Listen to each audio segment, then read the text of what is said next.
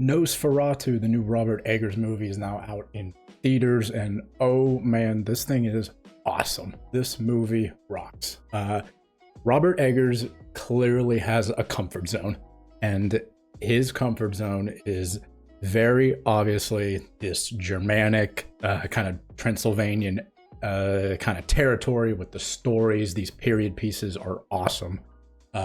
This guy is quickly becoming kind of his own version of Wes Anderson, I'd say, where Wes Anderson kind of has these dioramas and these sets and very specific camera movements or lack thereof. And people kind of disregard those movies because, oh, it's just Wes Anderson doing his Wes Anderson thing. And, you know, you kind of either love him or hate him, I guess.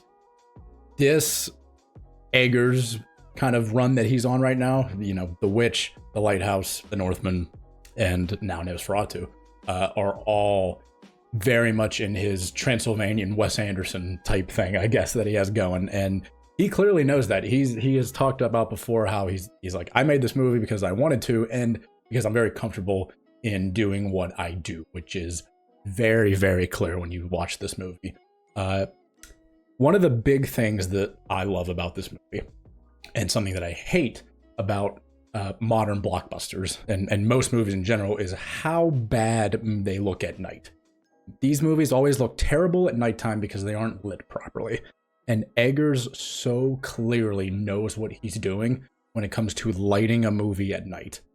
The shadows, the moon, the candlelight or the firelight, like all of it is so precisely and confidently placed that this movie takes place primarily at night and you don't miss a thing. The moon in this movie is so bright on purpose, and it is a masterclass of just showing things at night when other movies are just not capable of that because they're going for a realistic type of view, I guess is the only way I can describe it, because there's nothing, you know, realistic about this movie. It is clearly set in this fantasy period piece world, and it's just like accepted that the moon will give this very dark blue, not black, but like a dark blue lighting over everything, and then supplement that with the candle lights and bonfires and the use of shadows at night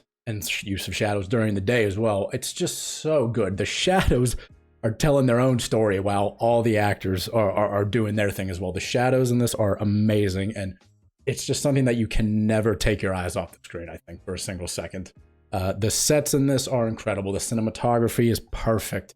I love the mix of the CGI that was used, and you can clearly see the practical effects. You can see in my opinion, the miniatures that were used of like ships or vehicles, of the horse carriages. Like, they seem very real to me, whether or not they were actually at that scale, whether or not they were miniatures or they were a mix of miniatures and CGI. Like, it is just the perfect combination of this minimalist approach to like a period piece like this, where Eggers clearly knows how much CGI to use to create these grander looks. And they almost look like paintings. The backgrounds in particular, the castles, the buildings, things in the background look very artistic and precisely created. Like, it is not just CGI nonsense and goop that looks terrible. Everything is very precise in this. And I cannot stress enough, this is one of the best looking movies of the year. It's easily in the top 2 probably. Between this and Dune, and Dune has a much higher budget and a kind of totally different task, creating an entire sci-fi adventure. But this movie is amazing. It looks amazing. It sounds amazing. In terms of the acting, oh boy, I was very skeptical of the Lily Rose Depp casting. I think the rumor was that Anya Taylor-Joy signed up for this movie and then had to drop out for scheduling, and so they brought in Lily Rose Depp. I have no relationship with her outside of, I watched like 2 episodes of The Idol and I was like, oh my god, this is like the worst show ever. And so for her to come in and be the lead of this movie, I was very nervous. I was like, this could go horribly wrong. I'm not entirely, familiar with the Nosferatu story. I know the general tellings of it. I know that he is not Dracula, and I know that he was the one flickering the lights. So, and I knew that Lily Rose Depp's character would be kind of the main character, and she kills it. She kills it. This is one of the 5 best performances out of a lead actress that I've seen this year, easily. It is such a physically demanding role, and she's doing things that I've never really seen before on a screen. The physicality that she has to portray, the taking over of her body whenever the Count is talking to her. She has multiple, seizure type episodes in this movie. She shakes. She does weird tongue acting and eye acting that is very off-putting, but in the correct way. Like, it is doing exactly what you want. And she is awesome in this. Nicholas Hoult stars her husband. Great year for Nicholas Hoult between this and Juror Number 2. It's just great stuff from him all across the board. I absolutely love it. Bill Skarsgård, of course, is the Count, and he's great. The makeup is great. Everything, you can clearly tell he's wearing a big practical suit. He's got a big mustache. He's got long fingernails. He's just completely gross, and it's just awesome. He's clearly giving a one of the best performances I've seen him give.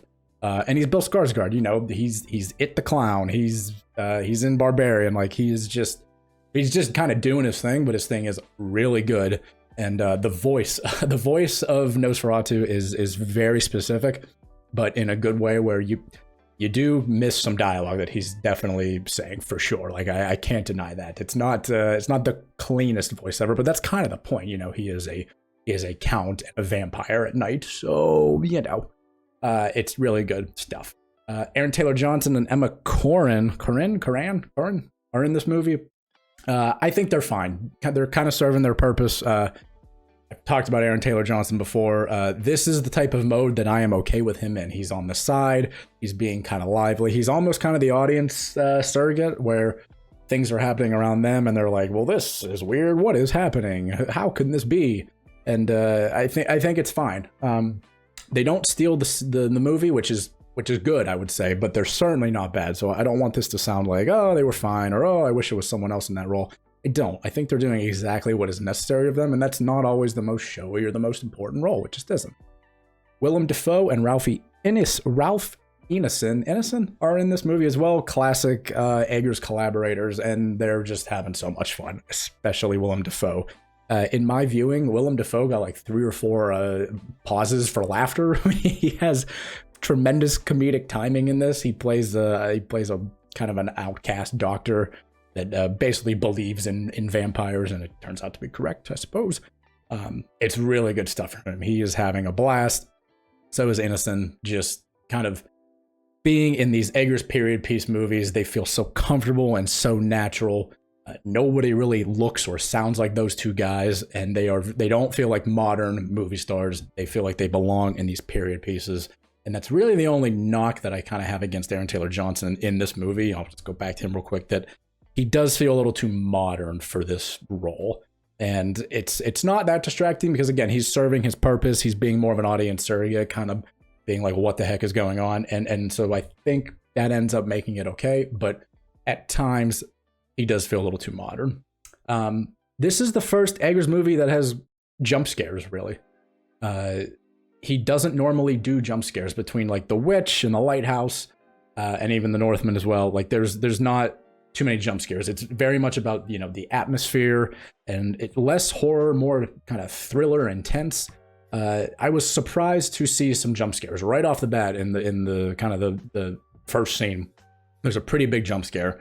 And normally I get mad at stuff like that because I just think it's cheap ways to earn scares, or scares and spooks pretty much. And I will allow it this time because he is setting the mood so perfectly throughout this whole movie. There's a couple scenes where the 3 guys, Nicholas Hoult, Dafoe, and Innocent, are in a boat and they're rowing towards the castle, and it starts up real close and the camera goes high and wide away, and you just see the castle. It looks amazing. The sky is beautifully lit from the moon and the stars and the clouds and stuff, and it looks fantastic. I absolutely love when movies just have this direction of looking and feeling like everyone was on the same page, basically, from the director to the cinematographer to the VFX guys. Like, everything in this looked fantastic.